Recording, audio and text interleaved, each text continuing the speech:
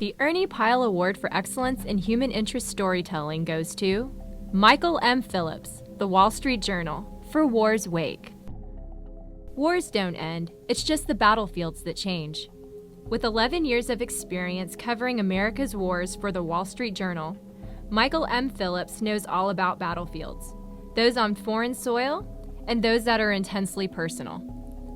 Phillips chronicled both in War's Wake, a fresh look at America's newest post-war generation and the manner in which Iraq and Afghanistan have marked the nation's psyche.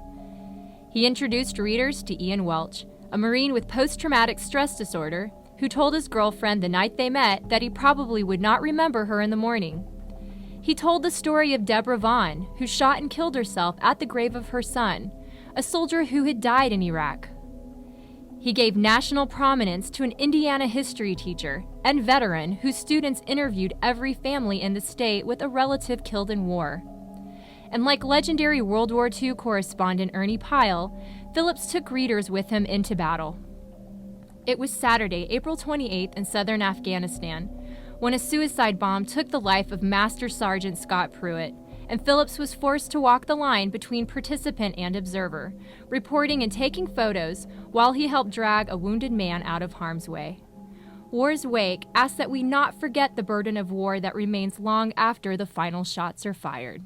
Not only were the stories extremely well reported and beautifully written, but I think that from the perspective of covering war stories, they really broke new ground.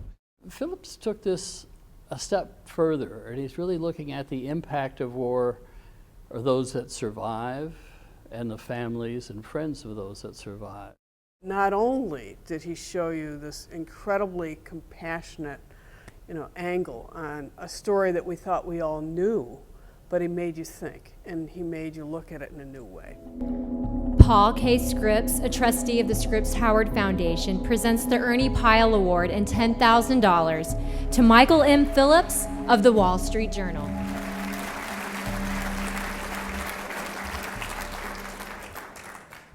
Thank you all very much. When Ernie Pyle was in North Africa and Europe and ultimately in the Pacific, the service he provided of telling the stories of the soldiers who were fighting the war went to an audience that was deeply engrossed in what was happening overseas. There was a draft. Every family was touched in some way.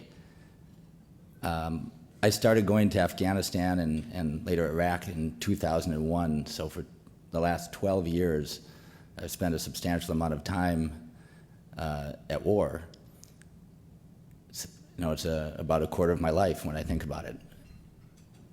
And yet we live in a country that is largely disengaged from what is happening over there. It's an all-volunteer military. Everybody who's there now knew exactly what they were signing up for. And yet these are the sons and daughters, fathers and mothers of our neighbors, even if they may not be ours. And I feel like the Wall Street Journal has given me an amazing opportunity to connect the people at home for whom war is still a faraway event to the lives of the people who fight it and the lives of the people who love those who fight it. And for that, I'm very grateful to the paper, to my editor, Matthew Rose, who's here with me, and I'm very thankful to the Scripps Howard Foundation for honoring me with any award that has Ernie Pyle's name in it. So thank you very much.